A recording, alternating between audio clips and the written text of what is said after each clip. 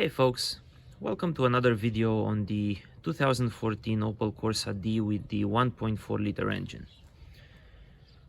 What you see in front of you is a clutch master cylinder, a brand new one.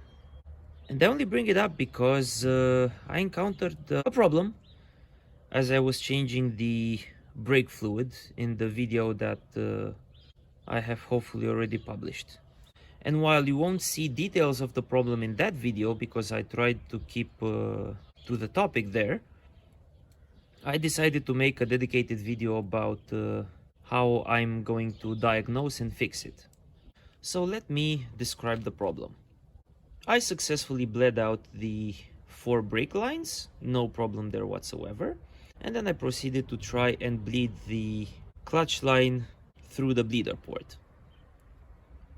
And as I connected my one-way valve and tube to that port and opened it up, as I started pressing the clutch pedal, I was surprised to see that not much was coming out. Initially, I thought maybe I just didn't open the bleeder valve sufficiently, so I opened it more, but still not much came out. After a good number of presses, eventually what came out was this. Let me show you a better angle. You see? Horrible, isn't it? And this is bad for 2 reasons, okay? Number one, the volume, that's all the brake fluid that I got out of the clutch line, no matter how much I try to press the clutch. And number 2, take note of all those dirty black particles in there, okay? They were definitely not there 2 years ago when I changed the gearbox and I bled the line back then. And as you've seen in the previous film, the old brake fluid was fairly clean in its own right. So this mess must be isolated to the clutch circuit. Now, usually when you get something like this is a typical indicator that one of the seals inside one of the clutch cylinders is failing. And bits of the rubber separate, get mixed with the fluid, and then come out looking like this. So I do suspect that the clutch master cylinder is kaput. At the moment, I don't suspect it's the slave cylinder because that unit was replaced by me when I changed the box 2 years ago with a good quality component made by Look, actually the same brand from which I got this master cylinder. Now let's examine the clutch master cylinder for a second, okay? This is the part that connects to the pedal, okay, and it pushes in, comes out. It has, or should have, a small spring there. And there are 2 fluid connecting points, okay? This big one connects to the end of the cylinder, which means this is the output line that actually pushes the fluid towards the clutch slave cylinder. And then this tube, the thinner one that goes to the front, is the connection to the brake fluid reservoir. And these pistons typically have 2 seals. One around, let's say it should be around here, to pick up fluid from the reservoir and then push it out. And there should be a second one as well, though I'm somewhere around here, at least in theory, that isolates the fluid from coming out in your footwell. With that said, let's go take a look at our clutch pedal. Here is our pedal. Take note, I'm able to very easily push it with my finger with minimal effort, which means that it's clearly not pushing fluid properly to the clutch. And there's also air in the system. But more importantly, if you look back there, unfortunately I can't give you too good of angle, but back there you can barely see the clutch master cylinder, and what you can also see is that there is no leak behind the pedal whatsoever. Okay? And what that means is we know that the seal in the cylinder towards the footwell has not failed. So we are not losing brake fluid inside the car. So all of that seems to suggest that the problem lies with the seal towards the output of the cylinder.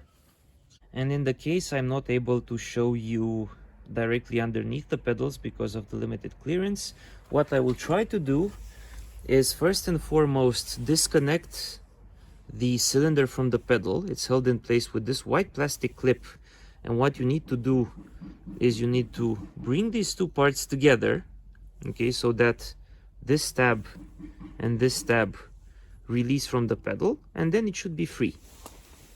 And after that is done, the cylinder is held in place with two bolts that I will need to remove. So let's see how it goes.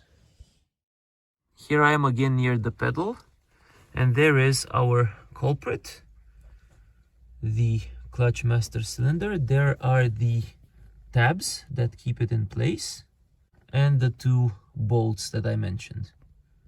And underneath the pedal block, let's first take this ventilation component out to get a bit more room.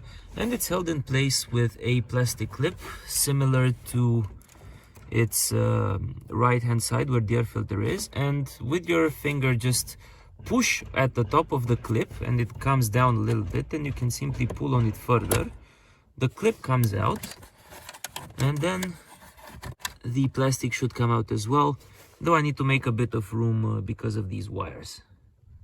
Okay, so here's the plastic out. I just needed to pull a bit on it and it came out easily. And we definitely have a bit more room to work now. And for some additional extra room, we want to remove this and this. For the latter, just grab and pull, like so. Then you can simply extract this connector by pulling on this part here and then gently pulling the connector out. And then this part comes out relatively easily. Just be mindful. Here you need to also push a bit at the back to make room, and out it comes. Next, you have a few Torx T20 bolts to remove. One is down here, the other one is here. There is a third one here, and you need to remove this cap to gain access to it. And with the three bolts removed, gently pull on this down on this side, like so. It comes out like this. And on the front, simply pull on it to the side, and out it comes. And now we have even more room to work. Now, available Opel documentation for left-hand drive Corsas say that in order to remove the pump, you should disconnect first the white plastic tab here that links the pump to the clutch pedal. However, try as I might with the tools that I have, I was not able to press either on this part and its equivalent on the other side, or on that part sufficiently in order to allow this to come out. And I suspect, based on the research that I've done, that it may even be nearly impossible to do so at this point, simply because you cannot press on these tabs too much without hitting the shaft of the pump. So either way, we need to find another method to disconnect the clutch master cylinder from the clutch pedal. So let us now consider our options. The clutch master cylinder is connected via the white plastic tab that I mentioned earlier to a box-ish black box made of plastic, which then connects to the pedal via these two pins that you see here. Now, I haven't really found an easy way to remove these because they have a special shape to prevent them from coming off on their own. And it may be the case that if you do manage to remove them, you need to source new ones, which I don't have. And even if I did, there's a problem with the one at the top, in that if you take a look on the left side of the pedal, you see that it hits part of the pedal support assembly, which houses a clutch sensor. And from what I've seen, I literally do not have room to physically remove that pin. The second option is to disconnect the pedal entirely from the pedal assembly. And the third option would be to remove the pedal assembly altogether. Now, I really want to stay away from the third option because it's a lot of work. Most likely I would need to remove the steering column and then a lot of bolts and then a lot of stuff to disconnect. So my best bet is going to be trying to remove the clutch pedal itself. Now, the next thing I want to do is to remove this yellow bolt that you see here, which is actually the bolt on which the clutch pedal pivots. And after a pretty good amount of struggling, the best solution I could find was to use a thin closed-headed 12-point wrench, similar to this one. You don't really need to have its head spinning. It just needs to be closed and 12-point. You may even get away with a normal hex, but I haven't tried. And what I managed to do was to simply press it on the head of the plastic bolt. I needed two hands, so one, and then I got underneath the pedals and also pushed with the other one, so both hands. And the idea is that the head is small enough to bring all four tips there closer together and also pushes the bolt slightly out, which is what we needed. Because if we now manage to take a look back here where my finger is pointing, you can see that the bolt is just slightly out, which is perfect, because now I can just use a screwdriver and pull it out more and more. Now, as you can see, I've managed to push the plastic bolt sufficiently in so that its complete removal is now fairly trivial. But before I do that, we need to take a look at how the clutch pedal is connected to the car. So, this is where the pedal itself pivots or rotates. We know that, and once we remove the bolt, this point will be free. Up here, you can see a coil which provides the return action from the pedal when you release the clutch.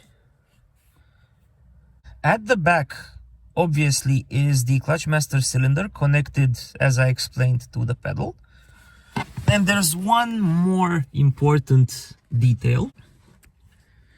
If you look down here, this is the clutch sensor, and this black bit that you see all the way here is actually part of the pedal, and it is the mechanism by which the pedal presses on the sensor to let the car know that the clutch is not engaged.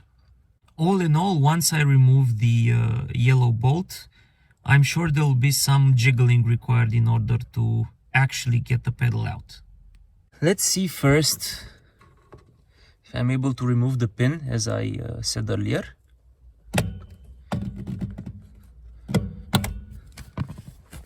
Okay, it's coming out relatively easily.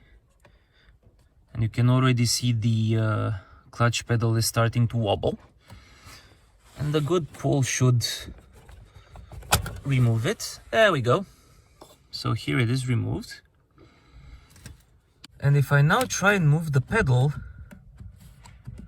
I feel that the next obstruction is the coil at the top. So we need to disconnect that. Obviously, you can't pull on the pedal towards you because then you risk ripping up the plastic tab here that presses on the sensor. And instead, we need to come out with a different solution. And the relatively elegant solution would be to use a pick, such as this one, trying to grab the lip of the coil and pulling it towards you until you are able to move it past the plastic lip that is part of the pedal. Yeah, I'm gonna need two hands for this. And with two hands and a good pull, I disconnected the coil and it immediately disconnected from the back of the pedal assembly support, which means I can now grab it and store it somewhere safe. Now we should have a bit more room to maneuver. Okay, I managed to pull it to one side such that the black tab there is no longer blocked by the clutch sensor, and now I'm simply going to slowly and carefully pull the pedal towards me. And after a pretty good amount of struggle, here is the clutch pedal. And now let's take a look at its back. And you see this bit. This is definitely not part of the original pedal. This is something that I made off camera simply because I didn't pay sufficient attention and didn't have enough patience to be more careful, such that I did manage to break this plastic tab off, which meant I needed to put it back. And simply gluing it in place didn't give me sufficient confidence that it will hold over time, even though it doesn't take too much force to push the button of that sensor. So I needed to make a aluminum doubler plate, which I connected with bolts, and now it's pretty sturdy. Anyways, I managed to disconnect the white tab from the pump pin. And if I now try to remove this white tab as the manual instructs, i.e. pressing on these two parts, it doesn't work. Even when the pump's or master cylinder's black pin is no longer sitting in between the two lips. What does work, however, is you taking two flat screwdrivers and pushing one on this side here in this rectangular hole, and another one here in this second rectangular hole, and you need to press with those screwdrivers simultaneously, and that's how you are going to get this out. And with the pedal finally out, we now have quite decent access to the clutch master cylinder, and the cylinder is held in place using two Torx T30 bolts, which I will remove off camera because of the limited space. Here are the two bolts removed. They are absolutely identical, Torx T30 as I said. Now the Haynes manual says that these should be replaced when installing a new master cylinder, but by the looks of it, they don't need to be replaced. They look absolutely fine, no signs of corrosion or anything else. So I will be reinstalling them later. If you plan to do the same, obviously put them in a safe place. And at this point, you should be able to grab the pump and slightly wiggle it so that it becomes loose. And I had hoped that once the pump is released from its two bolts, that I can pull it inside sufficiently to be able to disconnect the two tubes from inside the car, which would have saved a decent amount of work, but I'm out of luck, it seems, because apparently the most I can do is wiggle it a bit and pull it by maybe a centimeter or two, not more than that. So before I can take it out, I need to disconnect the two tubes that are linked to it from inside the engine bay.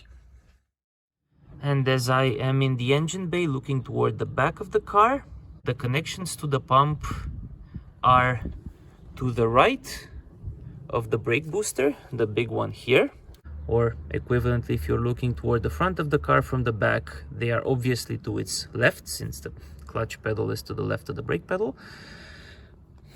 And I see hypothetically two possibilities: either remove the front left wheel and just try and follow the clutch pipe, which is this. It goes all the way underneath the battery, it turns to the left, goes beneath the battery like so, and then somewhere there it links to the pump. But looking at it, I'm pretty skeptical this would succeed without further removal of suspension components, which I don't really want to do. So I think and hope that the easier approach would be to remove the battery and the battery tray, and hopefully that should give me more room to work. So let's move on with that. Now I have done the battery and tray removal procedure in the gearbox swap video, but I will show you a summary of it here as well for the sake of convenience. So start by disconnecting the negative cable with a 10 mil wrench or ratchet, whatever you have available. Yeah, that came out. Pull it to one side. Next up, the positive. Open this cap here. And again, it's a 10 mil. Now, after you slacken the 10 mil bolt and the positive battery connection, this plastic cover, which also houses a couple of wires, is connected to the battery in 3 points. One here, 2, 3 here, which you can just pull from the side of the battery with a flathead screwdriver or a tool of your choice until it is loose. Off topic, it's worth investing in a cover like this so it can protect the front of the car as you're working. Anyways, next you have that 13 mil bolt, which holds in place the clamp that holds in place the battery. Here is the removed bolt and clamp. Now, as you can see, I am able to wiggle the battery, which means I can now take it out of the car. Now, if you see this plastic cap here, you can just grab it, gently pull on it, like so, and this gives you even more room to maneuver the battery. Here's the battery out, and it's 50 amp hours.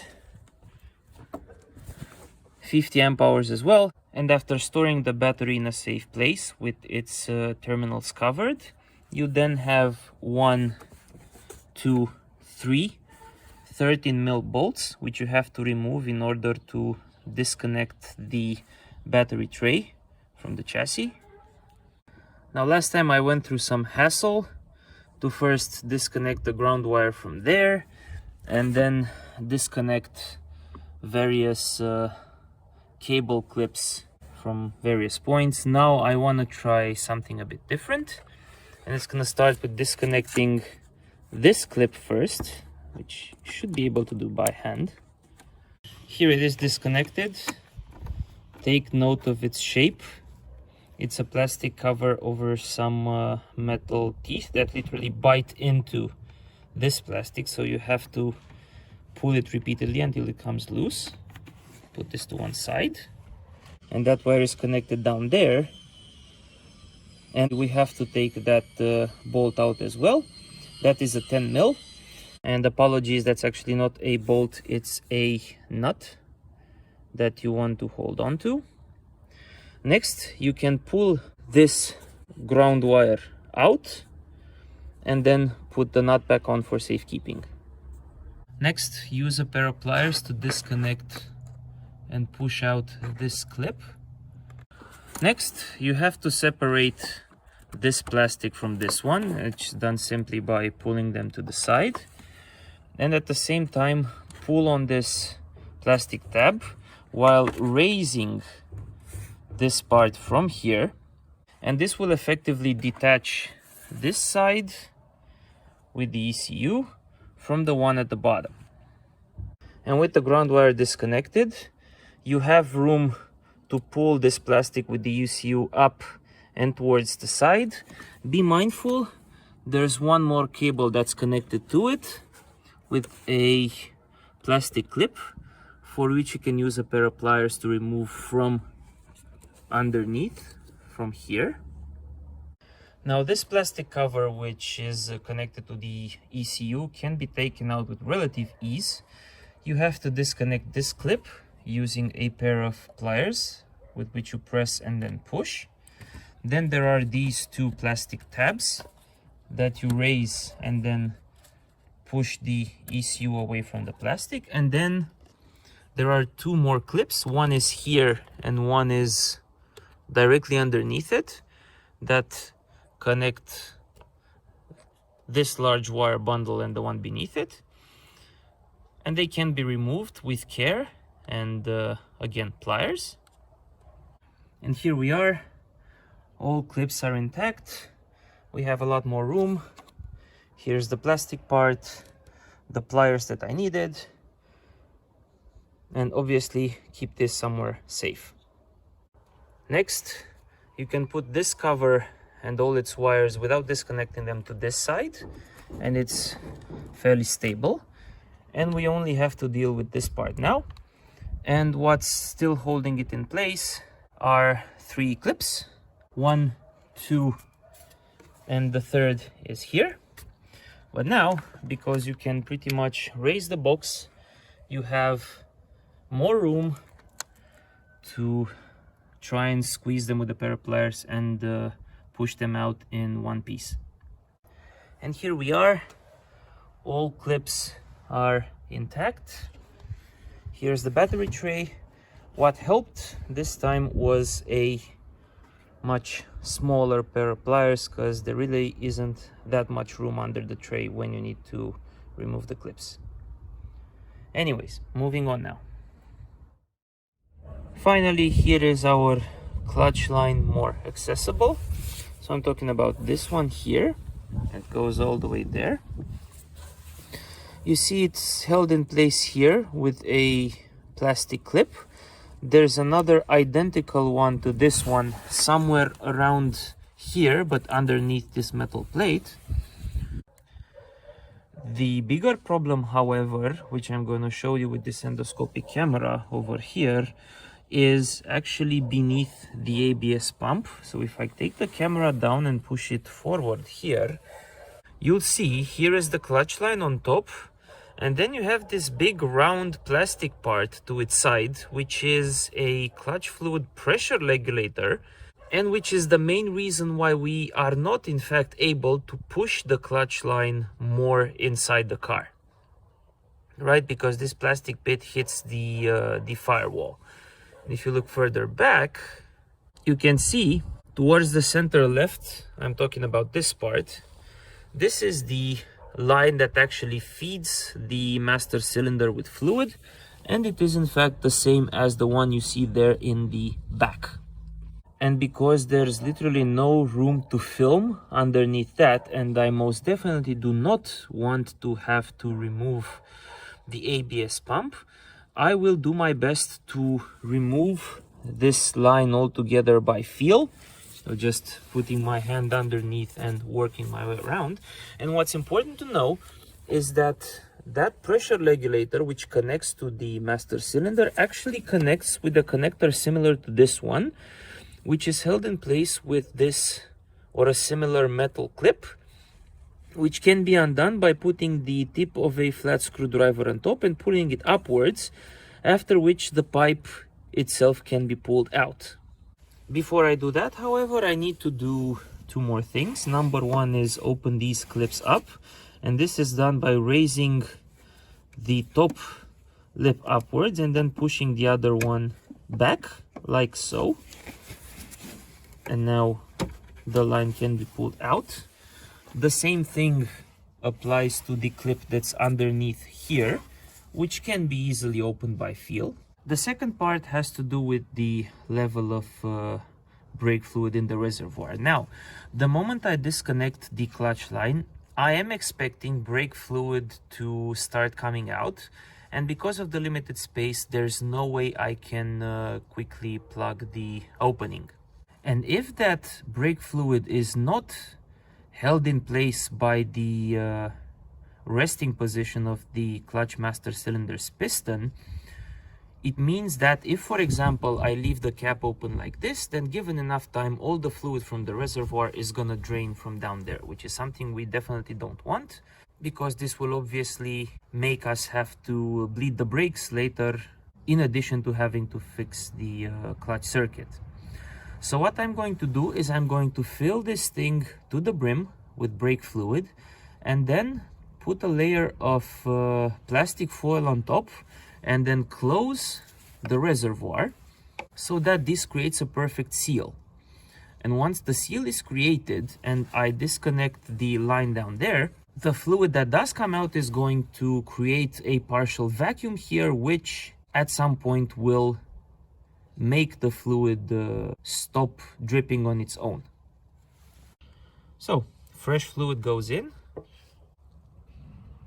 all the way to the top. like so, but obviously do your best not to overfill it, because then you'll have to clean up brake fluid outside of the reservoir. And here is the cap put on top of clean plastic foil, which I hope will create a very good seal. And now I'll explain what I have to do, because as I said, I won't be able to film. With the tip of a screwdriver, I'm going to fish for the metal clip which holds the pressure regulator connected to the master cylinder. And this is always going to be vertical, pointing upwards. And once I succeed in disconnecting that, I should be able to release the clutch line. So wish me luck. After a while of struggling, unfortunately no luck. I just can't quite grab that piece. But I realized something. Even if I disconnect it from the master cylinder, I can't physically remove it from the car because of this point here, right? There's no room to pull the line and that large plastic pressure regulator through that small hole. And I definitely do want to remove it so that I can test to see if the regulator itself is still working properly. Now, as you can see, this point here is closed by this metal mount, which is connected to the chassis and which holds the ABS pump. And it's something that I want to leave as it is. And the transmission mount. Now, we've already worked on the transmission mount a few years ago when we changed that gearbox, which means that it should be pretty easy to remove this one again. Before removing the engine mount, I have placed a scissor jack right underneath the gearbox for additional support. This is the jack from the Range Rover, and I've explained in more detail in the drive belt changing video why I'm using this kind of jack as opposed to a bottle jack or alternatives. But in any case, this is more of a backup because the box itself is already supported by the third engine mount that you see further there in the back.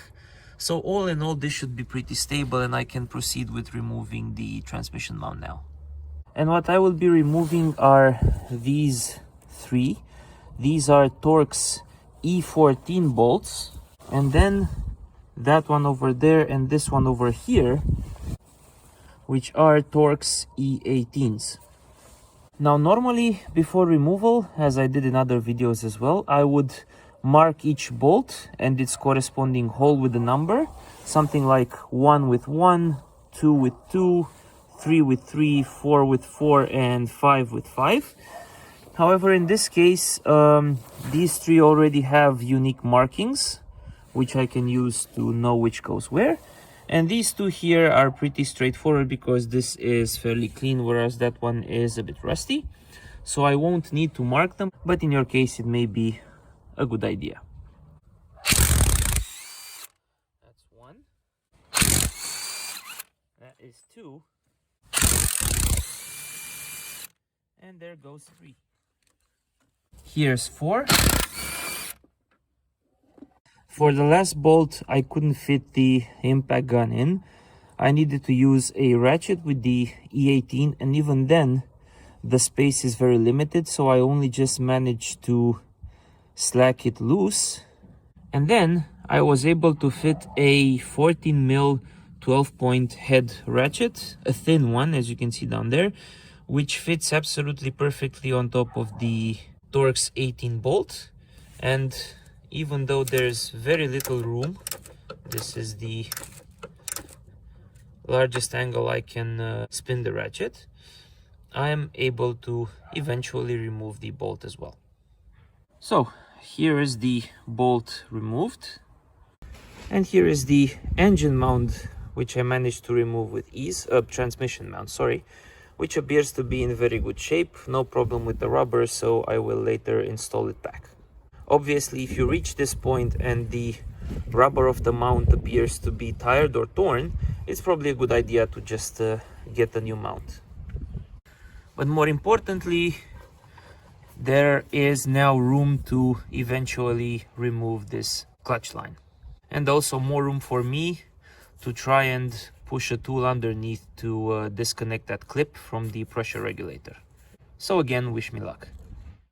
And what may help is if you go inside the car after you have released the clutch line from its two plastic clips, you're able to pull it just enough to have access to the right and hopefully the left side of the metal pin as well.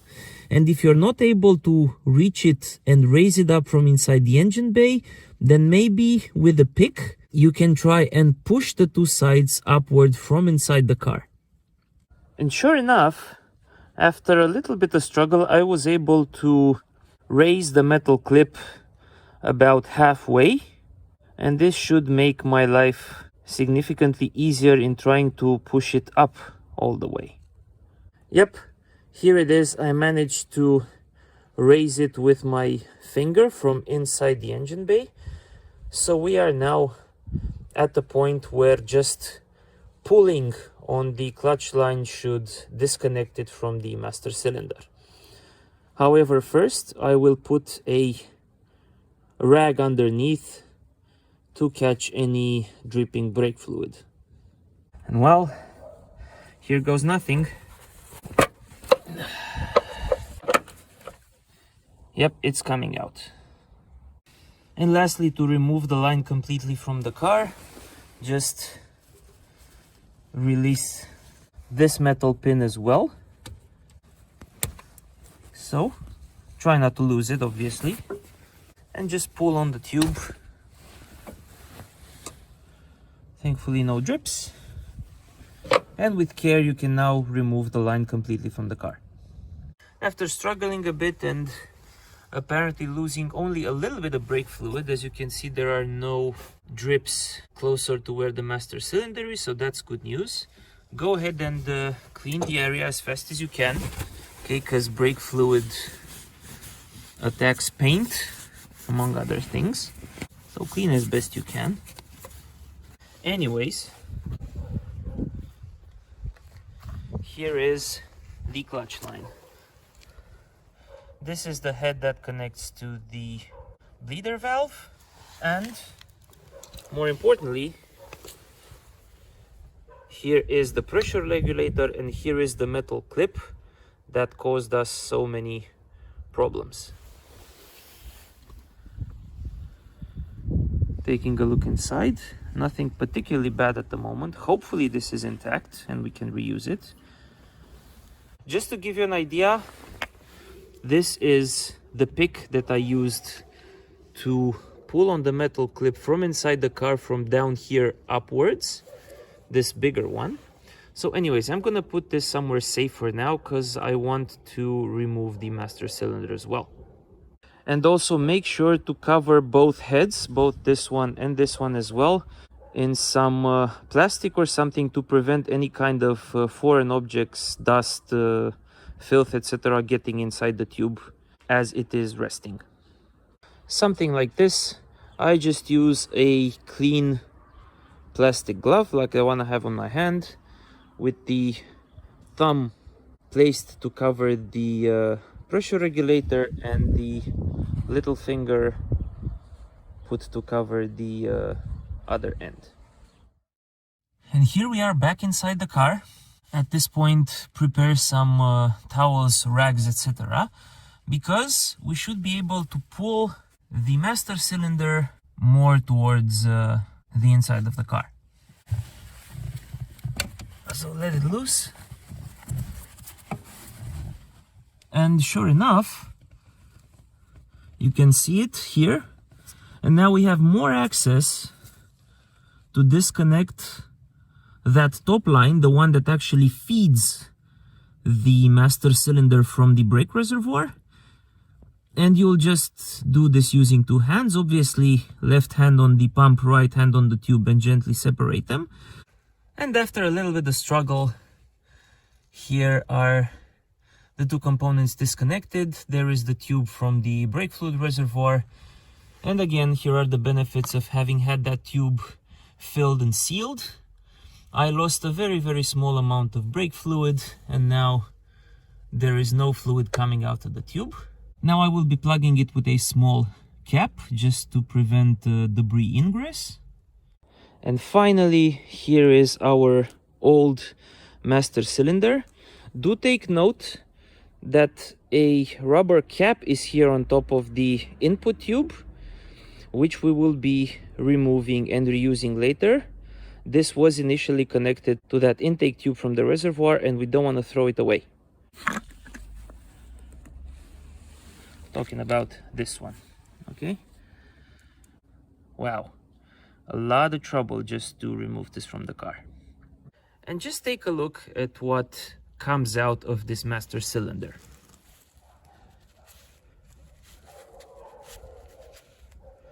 Look at the color and the filth in there. And if I now create a little bit of pressure, look at what's coming out. And even more importantly, let's think about it for a second. If I leave this hole open but plug this one, right? Normally on a working master cylinder, I should feel compression in this piston, right? Because this one, if all the seals are proper, is going to try to push air out. It's blocked, so it's going to try and compress air. If on the other hand, with this hole blocked, I feel no resistance, then obviously it means that the air is being pushed through here and the outer seal from around this area is busted. So let's see what happens.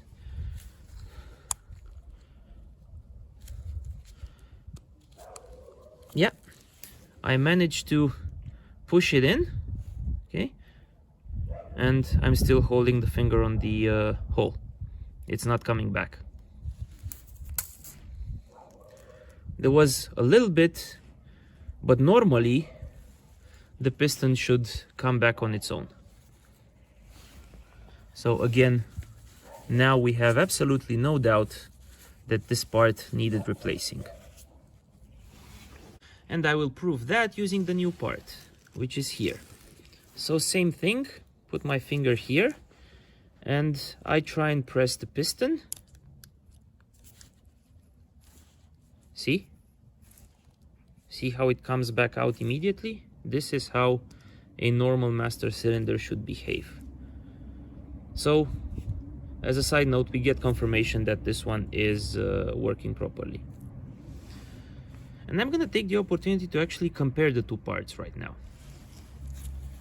Now this one I got when ordering it from Look, but just as it happened with the drive belt tensioner where I ordered an INA part and got the Litens one, this one is actually made by FTE, which is actually a good thing because if you take a look at the original one, it's also made by FTE. So this is not an aftermarket part, but actually an OEM one, so from the original manufacturer, which is the best we could have hoped for. More so, if you compare the two, you see that the old one has a plastic tip, whereas the new one has one made of aluminium by the looks of it, so much sturdier.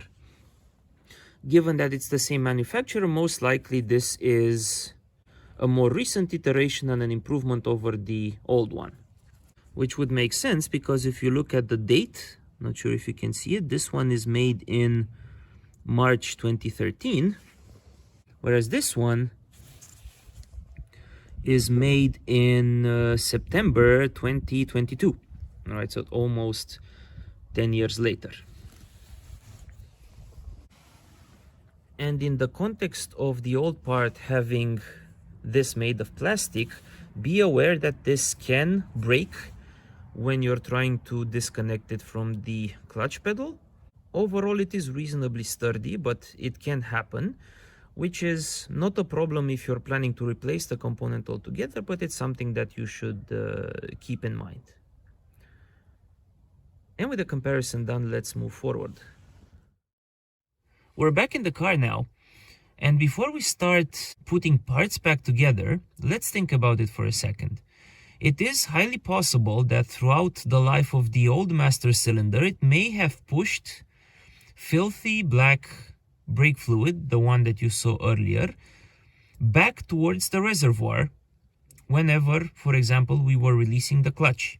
And if there's any such filthy brake fluid left in that black pipe, the one that feeds the master cylinder, we want to remove it before installing the new one, right? Because we really don't want to push in filth into a new part. And because I don't have a sufficiently large transparent tube, I've made this interesting setup with a large syringe that is fed by the black tube coming from the brake reservoir that feeds into this plastic glass, and they're held fairly well in place.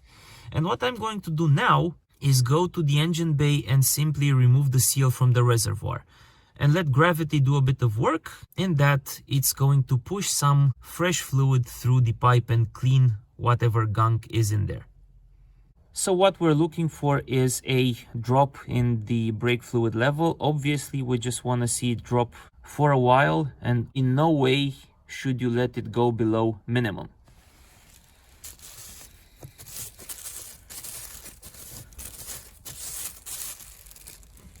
Here it is. You see? Perfect. Now we're gonna close it back, recreate the seal, like so, and let's see what we got. And behold, we got mostly clean brake fluid. Some of the filth in the glass was already there, but a little bit did came out from the tube. But the fact that most of this fluid is fresh and clean is a good sign. It means that tube is cleaned, and we can proceed with the installation of the new master cylinder. And at this point we are ready to connect the new master cylinder to the input pipe up there. I've taken the liberty of lubricating both heads with a little bit of fresh brake fluid, especially this one with the O-ring, right? Remember, O-ring should never go in dry. And it is a simple case of pushing the new part against the tube. I'll need both hands for that, so I can't film it, but it's nothing terribly difficult. Just make sure that after you push them in, they are properly connected. Here it is, connected with a little bit of struggle, because it seems the connector for the feeder line on the new part is a bit shorter than the old one. So I had to make use of a pair of pliers like this. And because these were metal, I had to coat them in a layer of insulating tape to make sure they don't rip or crush the plastic tube, because believe me, the last thing you want is to rip that tube apart. Anyways, it's connected. See if I can give you a better angle. It's connected, and also, as you can see, I've put that bleeding setup in place again, this time on the pump's output, because what we want to do now is we want to bleed the new cylinder and fill it with fresh brake fluid. And take a look at the current state of the piston. See, the input shaft, the aluminum shaft, is pushed all the way through, which means, in theory, that if we now remove the seal from the fluid reservoir, the level should not drop, or maybe drop only by a little and then stabilize, and we should have no fluid coming through the output, because the port that feeds fluid from the reservoir to the output of the pipe is currently blocked. Let's see if we're right. So we remove the seal.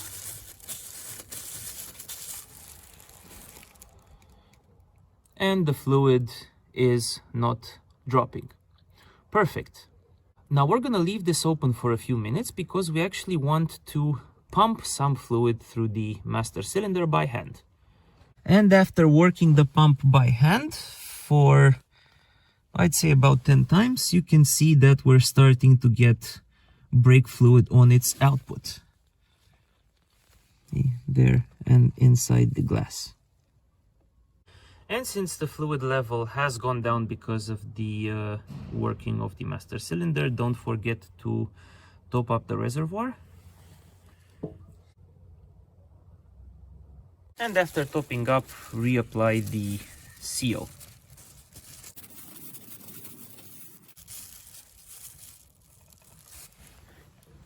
At this point, you can go ahead and put the master cylinder in its correct position and also put back the two screws that we removed earlier from the old one. The Haynes manual says you should replace them, but mine are in perfect condition, so I will be reusing them. Put them in, hand tight, don't torque them just yet. And here are the bolts, tightened by hand. Remember, Torx T30 for both, they're of equal size. And we did that because when we will connect the clutch line and the pressure regulator, it should simply click into place against the larger connector at the back of the pump. And we want to have no motion of the pump so as not to push it backwards when we're trying to connect the line to it. And since we mentioned the clutch line, let's go and take a look at it in more detail. Here is our clutch line and the pressure regulator. And before we consider installing it, there's an important test that we need to do. Now, it can happen that this regulator breaks down. One way it breaks down is it's starting to leak. Thankfully, not the case here. And another possible way would be, in our case, for example, if that gunk from the master cylinder somehow clogged it. And if this is clogged, then imagine what happens when we put it back. Okay, we have a new pump. It's going to try and push against a clogged regulator, and something is going to inevitably give. Either this thing rips apart or the new pump destroys itself. We don't want any of those two cases. So what we first need to do is we first need to make sure that this line, the entire line actually, is in no way clogged. And for that, we're just going to use a hand pump and push and pull air inside and outside of it. And let's leave this on for now, because this can give us a good visual indicator if we're pushing air or we're pulling air. And let us connect our pump to this other end. Note the small O-ring here. Okay. So with this setup in place, let's see what happens. If I pull, see? It's pulling air from there, which is perfect. And if I push, you can hear and see that it is pushing air. One more time, pulling slowly and pushing. So this is good news.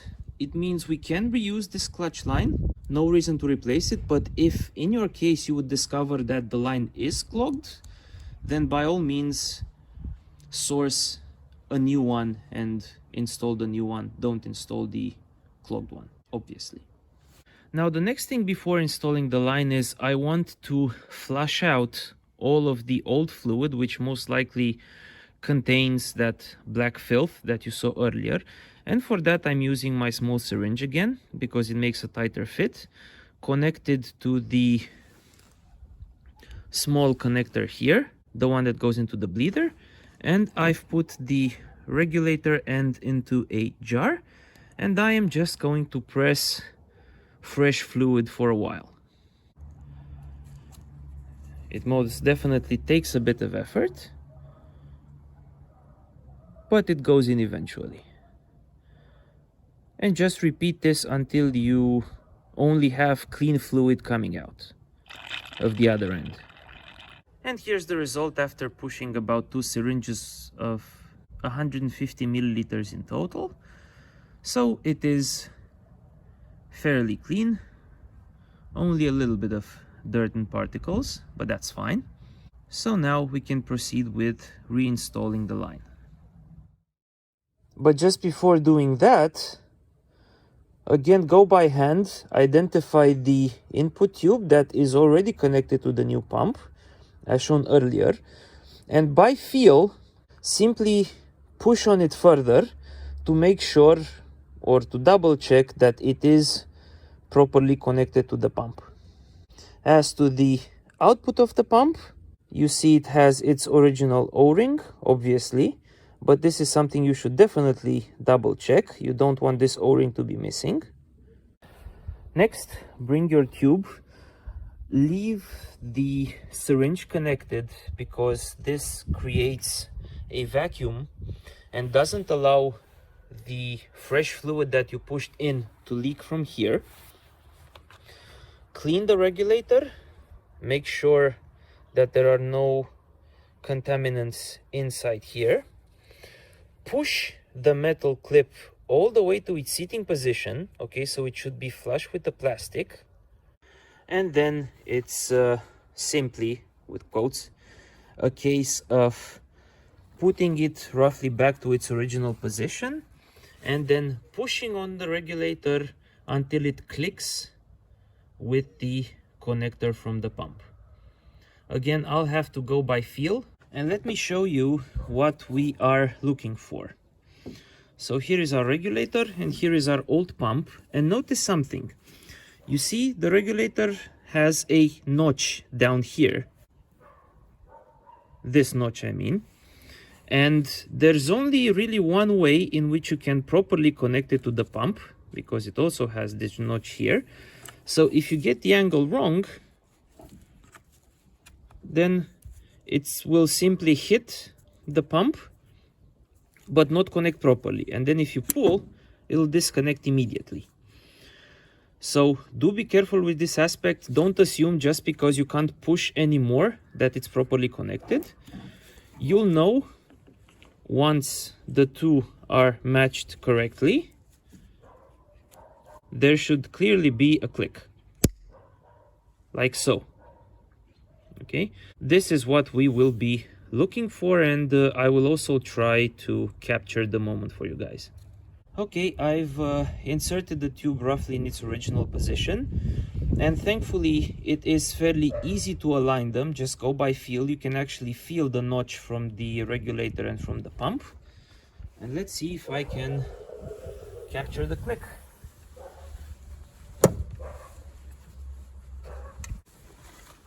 And that was the click.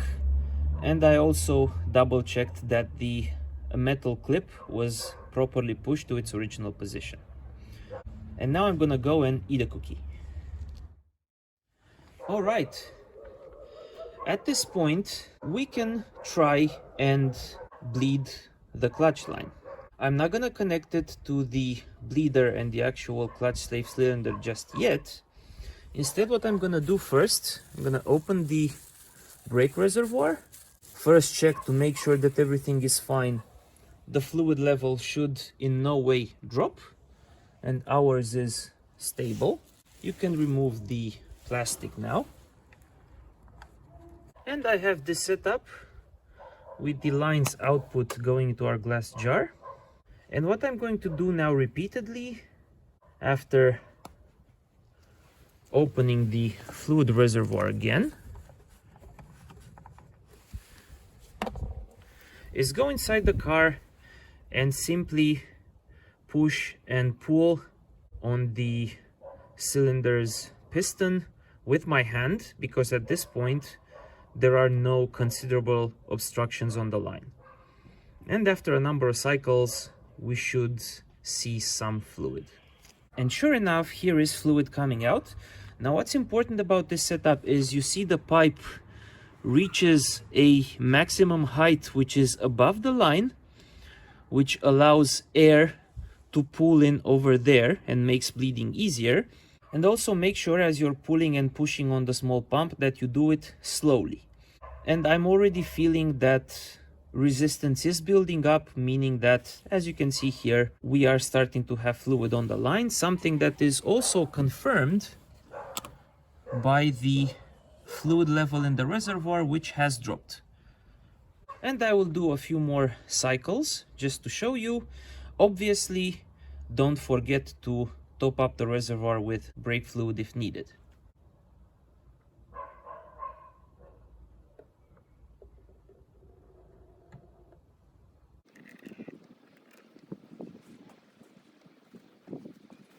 And you all saw the results, which are very good.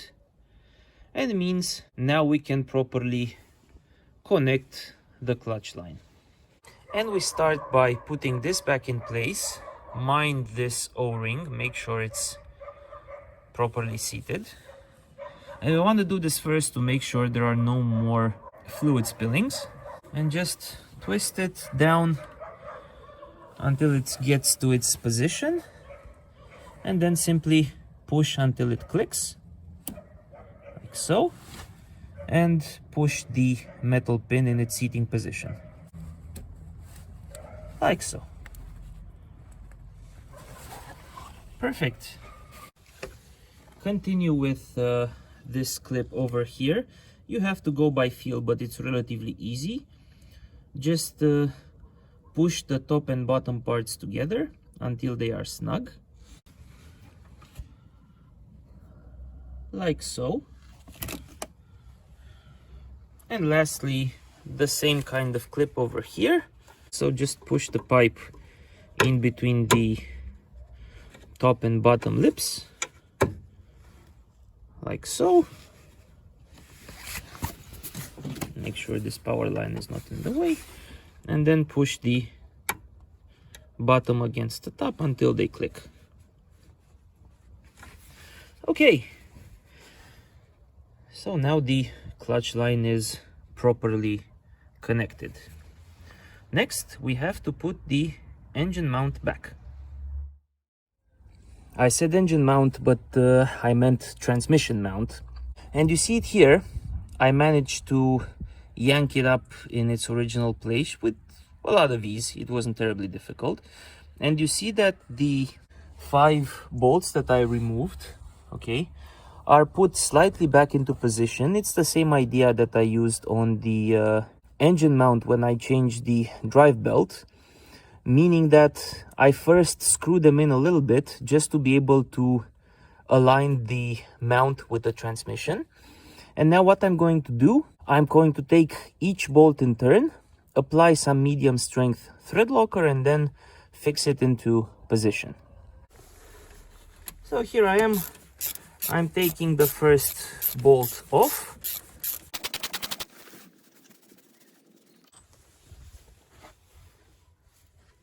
Here it is. Good shape.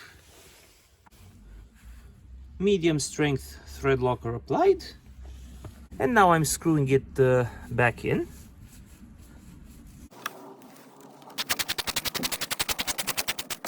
Until it's hand tight. And then I'm going to do the same for the other 2 bottom bolts on the mount. And after all 3 bolts have been hand tightened, it's time to have them torqued. The correct torque is 80 Newton meters or 59 pound-feet. One thing to note, if you're using a torque wrench with an extension, you need to apply a bit more torque because the extension can eat some of that torque. Okay, so I set it to about 84 in our case.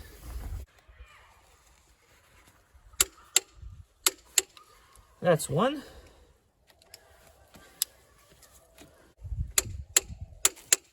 That's 2.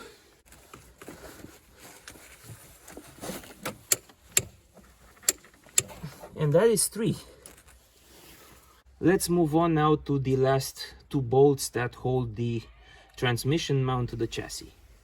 And it's the same story here. You see this one is put in place, just a couple of turns. And here is the one from the back. And here it is with thread locker applied. And I'm gonna put it back in. Note that the one at the back is more difficult to remove and to put back, as I've shown earlier, but it can be done eventually.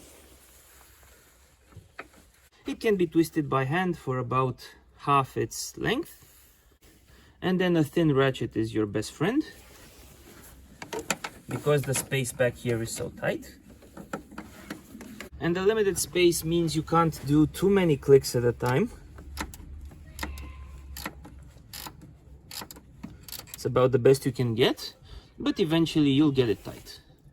And when that's done, do the same for the front bolt, which is much more accessible. That's my dog again. She's upset about something. So here's the bolt. Here's thread locker applied, medium strength. And then I'm screwing the bolt in by hand as much as I can. That's about as much as I can, about halfway. Next, the ratchet.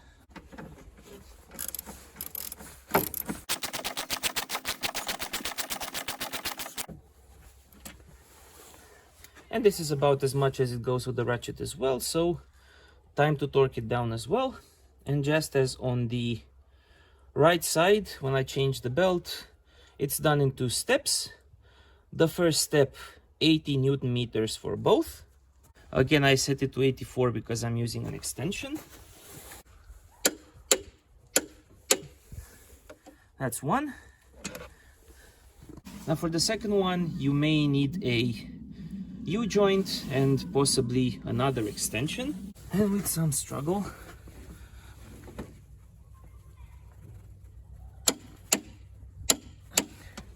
there it is. And in stage 2, it's another 45 degrees.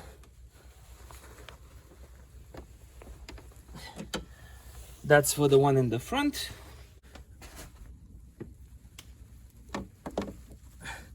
And that is for the one at the back. Hooray! So the transmission mount is properly installed. And now we can remove the jack from underneath the transmission and move on. And now, before we put back the battery tray and all those plastics and remove access, let's do one final proper clutch line bleeding through the traditional bleed nipple. As you can see, I've installed my usual setup with the one-way valve that goes into the plastic jar. And what I'm going to do is, using an 11 mil, I'm going to crack this open. And again, by hand, I will apply the pressure to the master cylinder. I'll show you in a second. Now, if you don't have this one-way valve or a vacuum bleed or anything else, just use the typical 2-person method, where you have your helper first gently apply pressure to the master cylinder, and then you crack the valve open.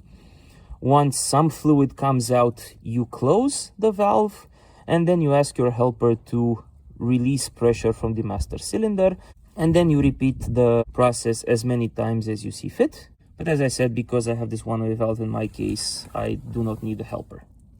And obviously don't forget to open the brake fluid reservoir to make your life a bit easier. And after I've turned the bleed nipple by about half a turn to 1 turn, as you can see down there, I've pressed a couple of times, and here is fluid that already came out. And effectively all I'm doing now is applying manual, easy pressure to the master cylinder, like so. And this is what it's pushing the fluid out. And let me see if I can show you the procedure live.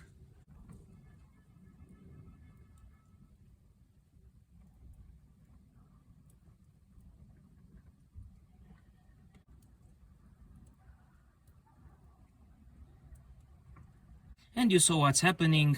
Just keep doing this until you have no more air in this front part, or you see no more bubbles. And as always, keep an eye on the fluid level and top up as necessary with fresh fluid. Once you are done, don't forget to tighten the bleed nipple back. Don't over tighten because it's plastic. Remember to put the protective anti-dust cap back on, and also remember to cover up the brake fluid reservoir after you filled it to the proper level.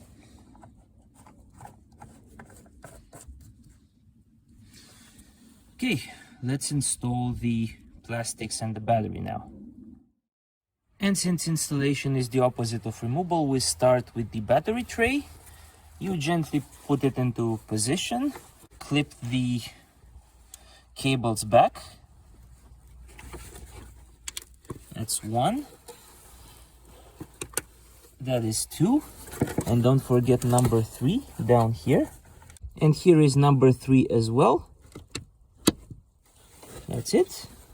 And to fix the train position, you need the 3 small bolts. This one and these 2. They're all identical. And you have to align the tray with the 3 holes. And put each bolt in. As you've seen, I've applied some medium strength thread locker as well. And they can be tightened by hand for the most part. Once all 3 bolts are in place, using a 13mm hex, tighten them by hand evenly. The manual gives no torque for these bolts, so don't over tighten, because they just hold the plastic in place, and if you over tighten you might break the plastic cover. That's one.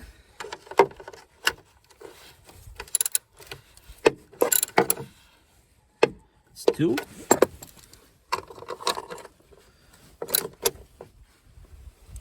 That's 3. Next up, the ECU tray, which I've cleaned up a little bit as well. So take your ECU, twist it as needed. This is how the 2 parts mate together. You see, with these top clips that are supposed to grab onto this part and this one here. At first, you slide the ECU to the bottom of the tray, and when it sits properly, it can only sit in one position. Clip the plastic lips at the top, like so. Then remember to clip this cable here back into this hole, by hand obviously, no problems.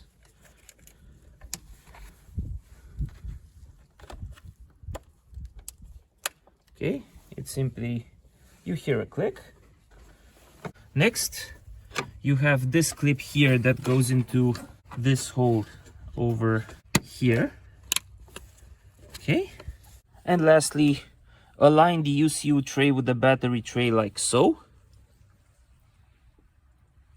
Okay, and now you can put the last clip in place like so, and then you simply jiggle this downwards until it clicks here like so, and down here as well. You may need 2 hands for this. So here it is clicked. There's one more checkpoint that is here. This is how the 2 parts, the one at the top and the one at the bottom, need to mate. And then do a visual inspection to see if you haven't missed any clips. In our case we did. There's one more down here, which we push into position like so. And after you checked that everything is in order, don't forget to reconnect this ground wire to that nut down there. Simply remove the nut, it's a 10mm, put the wire back and tighten the nut back. No torque given, so tighten by hand. Don't over tighten to not break the nut or the bolt. Alright, here is the wire connected, and I've put the battery back in its correct position. Don't forget to also put this plastic clip back. Next up, take your battery clamp, thread lock the bolt if you want, and insert it in its correct position down there. You may struggle a bit, but a pair of pliers will definitely help. And when you do tighten the clamp, note that it says the max torque on the clamp itself. It says 10 Newton meters max. So do your best to not over torque it because it's plastic. And since we played with the battery, it makes sense to clean the terminals and the contacts as well. I'm using some fine grained sandpaper.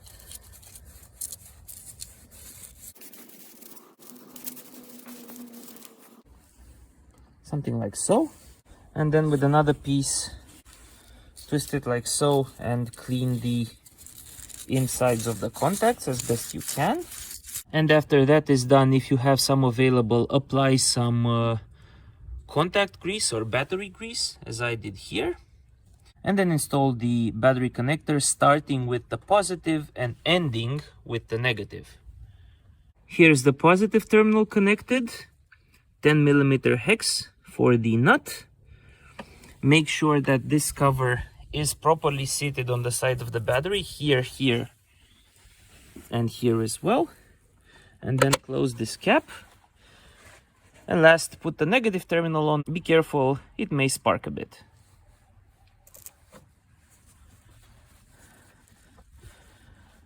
Press it in until it seats firmly. And then again, tighten the nut. First by hand. And then tighten until it is snug.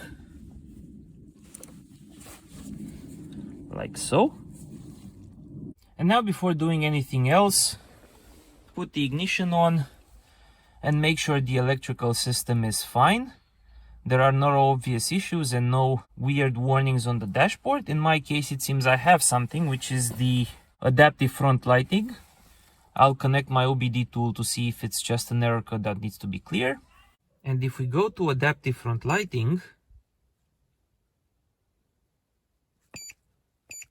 and we read the codes, it says light switch circuit open or low voltage, which sounds scary before you realize that I've actually removed the switch for the lights, which means that things should just sort themselves out once we put that switch back.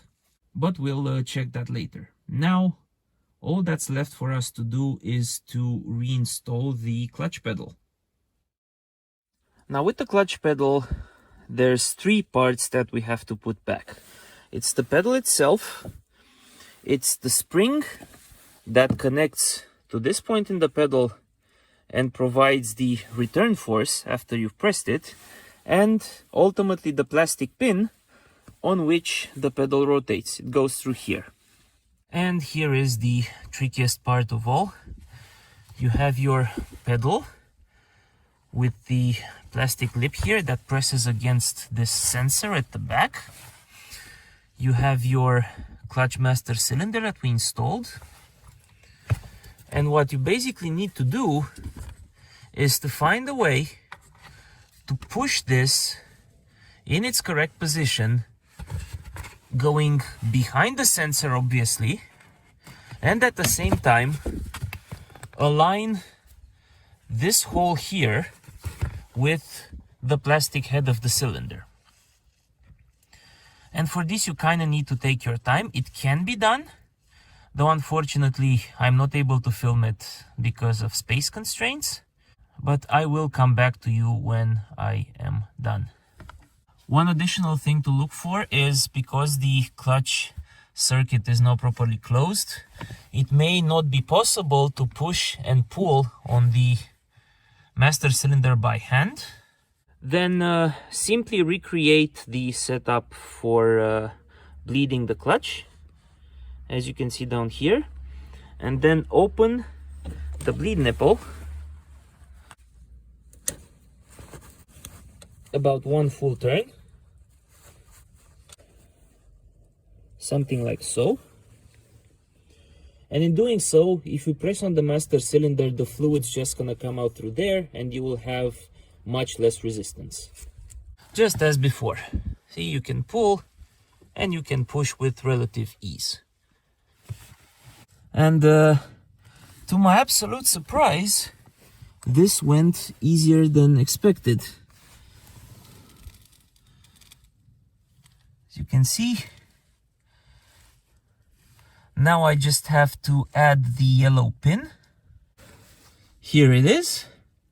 I just need to push a little bit more for it to click. But before that, I need to tackle the last component, which is the spring. And this is also quite tricky. Remember, the easiest way to put it back is using a long pair of pliers. Just to give you guys a little bit of help, here's the kind of pliers that I'm trying to use. This is how you grab the spring, okay? This flat side needs to be grabbed like this, such that the part at the end is pointing upwards. And then you need to insert it into that hole all the way back until you feel that it grabs, like so. And then basically you need to pull on the second head and put it on top of the plastic lip from the pedal. In theory, it's simple. In practice, you might need to try a couple of times. And after only 2 attempts, which surprised me, I managed to connect the spring, which means that right now everything is in place. Sadly, I wasn't able to capture the satisfying clicks on video because when I pushed the plastic pin, I pushed it a bit too much and it clicked in place fairly quickly.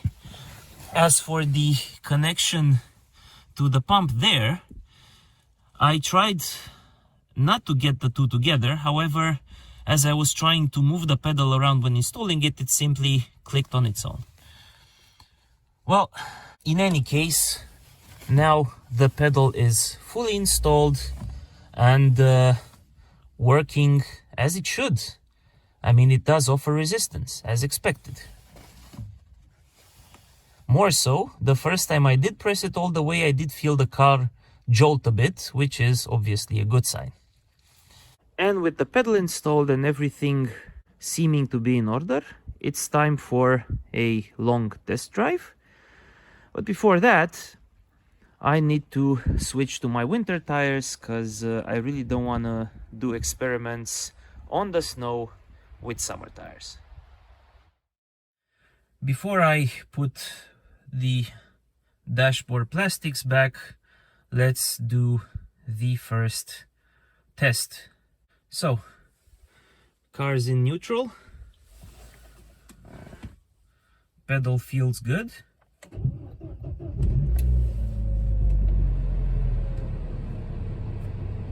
It struggled a bit because it's cold and the car hasn't been started in a few weeks. Okay, let's see. Clutch down. First gear.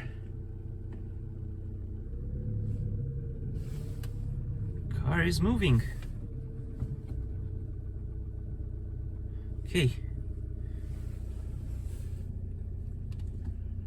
Clutch down. Reverse. Car is moving. Excellent, excellent results. And it's nighttime now. And we're almost ready for a test drive, but we first need to sort out the lighting issue. And let's see if simply connecting the light switch box to its cable will solve the problem. There is the cable.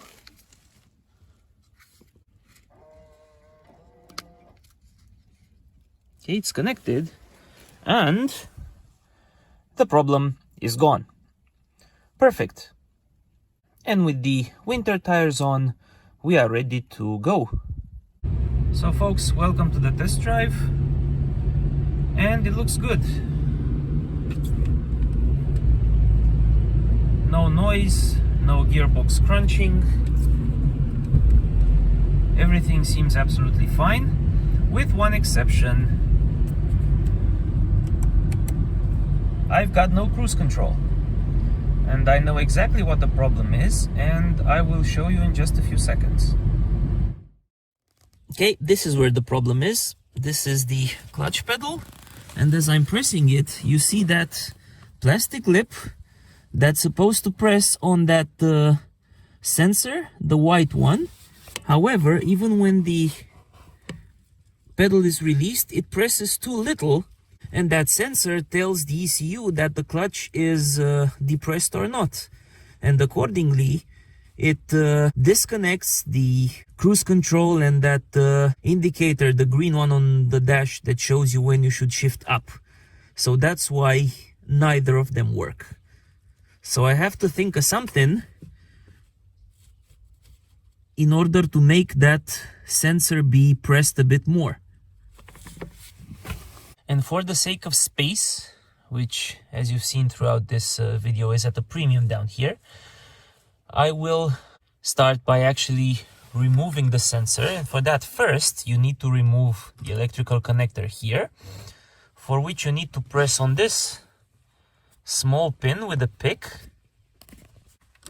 you push it upwards and then it can come out straightforward, no problem. And here is the removed switch, this one. Now, if you're wondering how I got it out, I used a small flathead screwdriver, which I first shoved between the switch's right side and the plastic panel and separated the two. And with a little effort, you manage to get it from perpendicular to slightly one side, meaning that that lip from there is disconnected. And then, using the same screwdriver and care, I jammed it in the left side and wiggled it a bit, and eventually it came out in one piece. Perfect, because now it means if I take it out, I have direct access to that plastic leg of the pedal. See, the one that is not pushing on the sensor sufficiently. And before we do any additional work, let's just spend a minute or so to make sure that the sensor itself works as expected. Now, the way this thing works is pretty straightforward. You see it has two pins down there, and when this button is pressed, it simply links the two pins together internally, meaning that when the sensor is not pressed, the resistance or impedance between the two pins should be infinite because it's an open circuit. And once the sensor is pressed, the impedance should drop to 0 or as close as possible to 0 because now the two pins are short-circuited. So let's verify this to make sure that the sensor itself is not broken, because it would be really silly for me to do additional work and then find out that the sensor itself was busted. So if we have our multimeter set to ohms, pick whatever value you want, it doesn't matter because you're just checking for an open versus a closed circuit. And let's connect the black one to one pin and the red one to another. So you see the value is 1, meaning it's infinite. And once I press, you see the value dropped to almost 0. As I release, back to infinite, I press, goes close to 0, and so on. So we know the sensor in fact works as expected, which is good. As for what to do, here's my plan. I have here a bolt with a 3mm diameter, which I will, using a Dremel, put through a hole in that plastic lip at the pedal, so as to create an additional 2 to 3 millimeters distance between the plastic lip and the head of the sensor, meaning that whenever the pedal is pressed, it will no longer hit against the plastic lip, but instead it will hit against the head of the bolt. And if you take a look roughly here, you'll see that when that happens, the switch will actually be pressed by a few millimeters, more than enough for it to close the electrical contact between the two pins and notify the ECU that the clutch pedal is in fact released.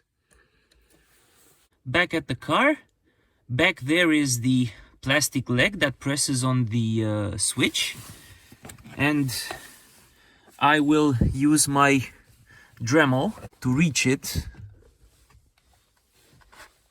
Hopefully you guys can see something like this. But you see the Dremel is at a bit of an angle and I don't like that. And what stands in the way are these two connectors and their wires. And these can be removed easily. The blue one, pull on the yellow pin, press on its side and take it out, like so. And the black one, press on this side and take it out as well. And now I have room to come with the Dremel perpendicular to that surface. And here is the drilled hole. Fairly straightforward, no difficulties. And there it is installed. You can see a little bit of blue behind it because I used medium strength thread locker as well. 2 washers at the front, 1 washer and 2 nuts at the back to make sure it's secure. And now let's put the sensor back. And sensor installation is straightforward. Just make sure you put it with the connector pointing up. And you're just supposed to put it in place, and gently press until it eventually clicks. Like so. Fixed in place. Reconnect the wires. See here. Push until it clicks, as always. And if you did remove these front connectors for room, now is the time to put them back. One goes click, the other one goes click and click. And that's it. And before heading out, let's see if the switch is now being pressed. Yep, you can clearly see that it's being pressed now. Perfect. And before we head out again, there's one more thing that we should do. So keep in mind that at the moment, the entire circuit for the clutch line up to the bleed valve is guaranteed clean, right? Because we flushed it, we added new fluid, etc. But we have no information of the state of the fluid from the bleeder down to the clutch slave cylinder. And unfortunately, there's no trivial way to bleed that and replace it with fresh fluid. The only way would be to take down the gearbox, remove the slave cylinder, put it upside down and allow gravity to remove all the old fluid. We're definitely not going to do that. So the next best thing is to assume and hope that as we're pressing the clutch and we're using the car, some of the old fluid from the bleeder to the slave cylinder gets mixed with the new fluid, which means that if we now do a second bleeding of the clutch line, there's a good chance we're going to remove some of the old fluid from the slave cylinder. So that's exactly what we're going to do now. So here's my bleeding setup again with the one-way valve. I've already started doing the bleeding, and as you can see, the fluid that's coming out is pretty clean. But we'll continue for a bit more. I've asked my father to help me, so I'm able to film. Okay, go ahead.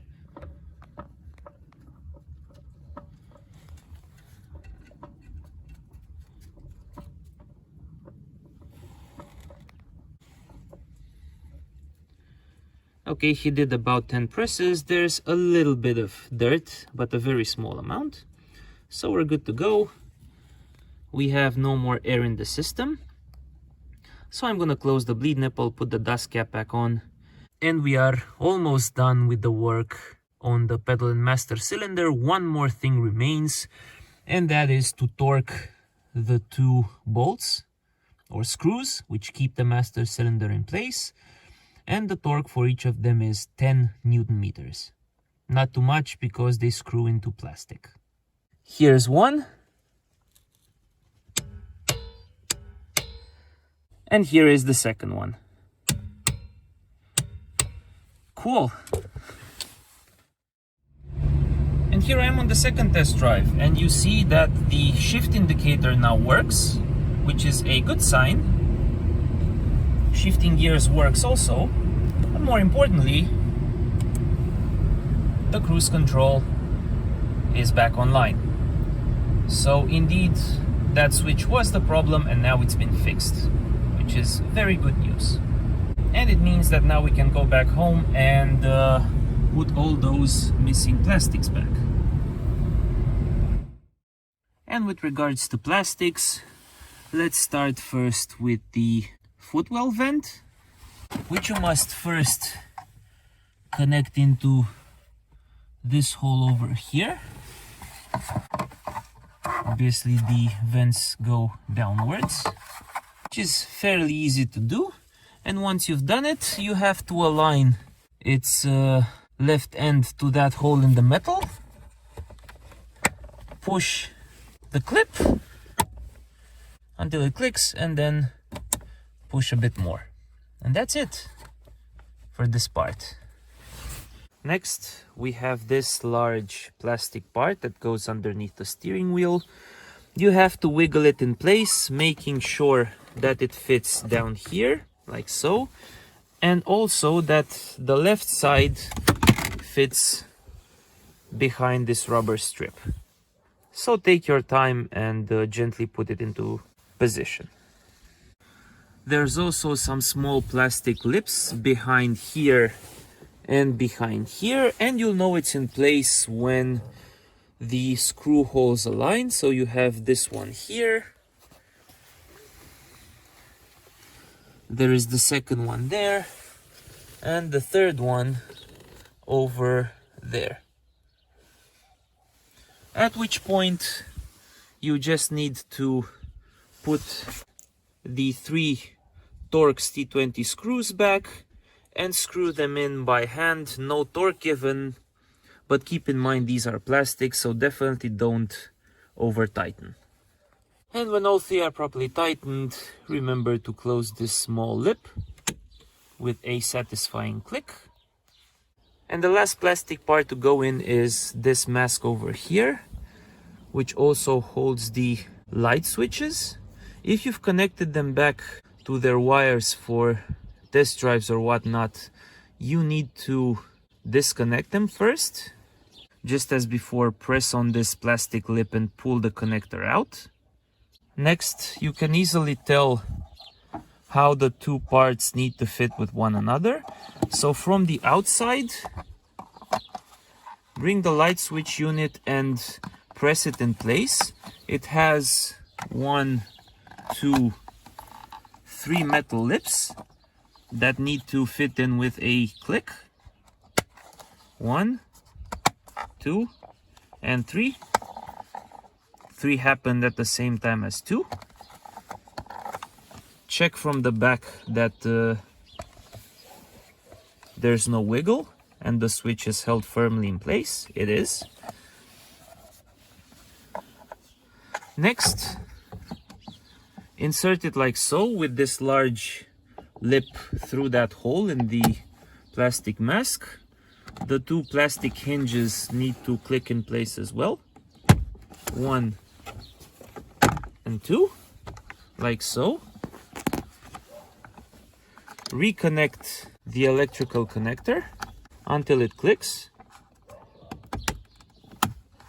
And finally, push the plastic mask up until it connects up here, like so. And you are done.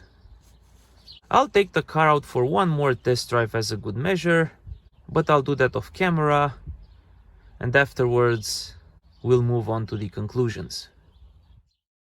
For the conclusions, let's start by talking about how you diagnose whether or not you have a problem with your clutch master cylinder. Now, as I said at the beginning, this thing has, in theory, 2 seals. One should be in this area, so towards the part that goes and connects to the pedal. The other one should be around this area, towards the part that connects to the clutch line and goes towards the clutch slave cylinder. Any of these can fail. If this one fails, at some point you will start noticing brake fluid coming out from the pump part over here at the back of the pedal. And you'll see fluid leaking inside the car. It'll probably smell as well. And it's a certainty at that point that you have to replace the master cylinder because it can't be repaired. If it's this other seal that fails, however, things get a bit trickier. You won't see fluid inside the car, but the easiest sign to tell is the fact that once you press on the pedal, you no longer feel any kind of resistance. And if you try to put it in gear with the pedal pressed, you'll hear grinding because the clutch doesn't actually disconnect anymore, because there's no more pressure on the line. And the reason that happens is because that seal normally prevents fluid from going back towards the reservoir and forces it to go towards the clutch line. And if it fails, all you're doing when you're applying pressure is you push the fluid back towards the reservoir because there's too much resistance, as it should be, on the line towards the clutch. And this is exactly what happened to me. Now, the reasons for seal failure can be multiple. One of them is simply normal wear and tear and age. I've heard these things have a certain tendency to fail past a certain age or mileage. But a more tricky root cause may have something to do with that pressure regulator that you saw towards the back of the clutch line. Because what can happen is if that thing for some reason or the other gets clogged, then suddenly the resistance faced by the second seal at the piston is much greater than normal, and that will wear out the seal much faster. But if you don't properly diagnose the pressure regulator or an issue with the clutch line, you may simply end up replacing the old pump with the new one, only to have that one fail in a short while. So I would recommend you diagnose the two parts together as I did. Pump first and the clutch line as well. In my case, the clutch line was fine. It can also happen, as I've seen, for example, to have the pressure regulator leak. So there's no obstruction, but again, you can be tricked in feeling very little resistance when you're pressing on the pedal, simply because you're pushing fluid out the regulator, not because the master cylinder is broken. But all in all, invest a good amount of time correctly root causing the problem so that you don't, as they say, have to load up the parts cannon and spend a lot of money on parts you may not end up actually needing. Now, if you do decide that the master cylinder actually needs replacing, you've seen that for this kind of car, which is left-hand drive, the procedure is a bit tricky, to say the least. In the case of the right-hand drive, it's easier, and you also have detailed instructions in the Haynes manual, which was made for right-hand drive cars. But in our case, you will need to remove the clutch pedal at the very minimum, unscrew those two bolts, disconnect the pedal from the pump, disconnect the clutch line and the feeder line from the reservoir, and replace the pump, as you've seen. If you're having difficulty actually removing the clutch pedal while it's still connected to the master cylinder, one thing that can help you, which I ended up not having to do, but I did struggle, won't lie to you, is you can actually start by removing the two bolts first, and that will give you that 1 to 2 extra centimeters of motion in the master cylinder that should help you with the removal of the clutch pedal. And what you're looking for when removing that clutch pedal, as I described, is to actually disconnect this plastic part from the master cylinder's leg, because they simply clip in place. The manual says that this should normally be easy to remove from the clutch pedal altogether while still connected to this, but in practice I was never able to get that done. Also be aware that if you struggle too much and don't remove the bolts, it may happen that this thing simply breaks, especially if it's made of plastic. If it's made of metal, it may bend. In either case, it's not necessarily a good thing unless you know for sure that you need to replace the part. If you need to replace the part, then you really don't care. And while we're talking about pedal disassembly, keep in mind that plastic leg or extension to the pedal that presses on the clutch sensor up there, which can also break if you're not careful. Now that can be repaired, as I've done, right, with the metal doubler and the additional screw to provide some additional millimeters of clearance. But if you're able to simply source another pedal, assuming you broke that component, hopefully you don't, but if you did, if you're able to source another pedal, it's worth taking that option into account, because having to manufacture that doubler took me a while, a couple of hours to get it to work correctly. So pay attention to this aspect as well. Next, let's talk a bit about the actual brake fluid itself.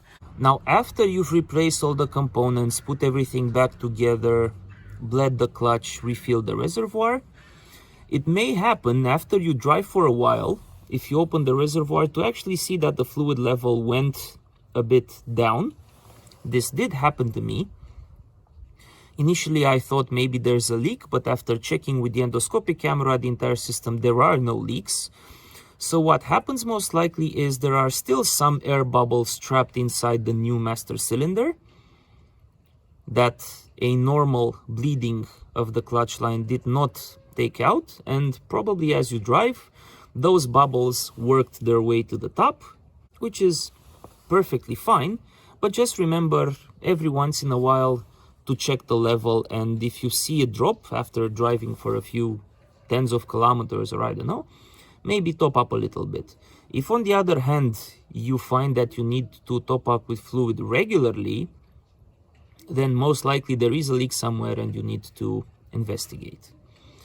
And also please pay extra attention to the brake fluid, because it is extremely toxic, and if it drops to the floor and animals, or heaven forbid children, get access to it and ingest it, they can end up having severe health issues up to and including death. So pay extra attention to this. Moving on, and as a bonus for you, I decided to spend a bit of time and actually dissect the failed master cylinder, because I was curious to see how it actually failed and how it is actually supposed to work. So I basically just sliced it. It was like this.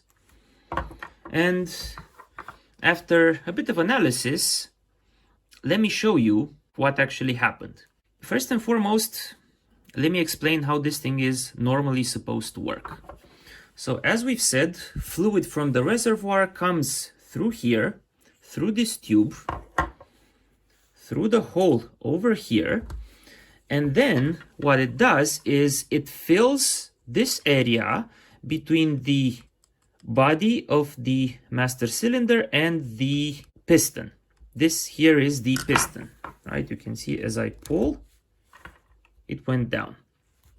Okay, now at the bottom here is the seal that prevents brake fluid from getting into the footwell. As I said, we know this one hasn't failed. All right, now as the brake fluid fills the volume between the piston and the body of the pump, the fluid eventually reaches a point which is at the end of the piston, and you can see here one small hole. Okay, I'm talking about this one, and there's also a symmetrical one here. Now through these holes, which are not covered with anything, fluid from outside the cylinder goes inside, and this is how the inside of the cylinder looks like. See, it has a opening. So normally fluid goes to those holes and fills this area here. Here is the second seal, the one that I thought was damaged, but is actually in good condition. Now at the bottom of the piston, you have this very interesting piece here, this one, which can actually be removed. And it looks like this. This silvery bit here is effectively a small spring. You can push on it and it goes down, as you can see. And when it connects to the piston, you see it forms three holes. One here, and another one here. And the way this thing works is this. The fluid from inside the cylinder normally is expelled through these three holes. Normally, I mean when there is no pressure applied to the outside of the cap. When does that happen? Well, basically whenever you first install the pump and you have fluid on this side, but only air on this side. Okay, so there's no one to actually press this to cover the three holes. So the brake fluid simply goes from inside the piston out through these 3 points, and then further down the body of the master cylinder and outwards towards the clutch line and towards the clutch itself. Now, when the entire system is filled with fluid, what happens is when you press the pedal, the piston gets pushed. So this gets pushed as well, but because there's fluid on the outside of this cap, that fluid will actually press against the cap like so, right? Remember, there's the small spring inside, and this pressure will actually seal the 3 holes such that this fluid no longer has anywhere to go, and the entire force of the piston is transmitted to the fluid that's outside the cap, i.e. the fluid that's already in here. Now, if you want to take a closer look, hopefully you can see to these 3 holes, you'll notice that one is different than the other 2.